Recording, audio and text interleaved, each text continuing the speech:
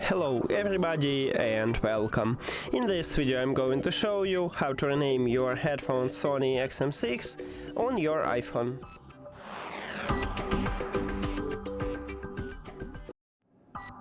You have to start by open settings and then go to the Bluetooth. Now click the information icon near to your headphones at the device list.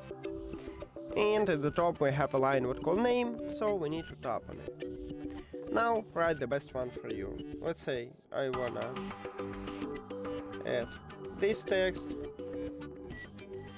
and also this one. After you finish, you need to click Done at the right bottom to save this new name. So let's tap on it, and now we can go back. Right here, as you can see, we have a new name. That's it.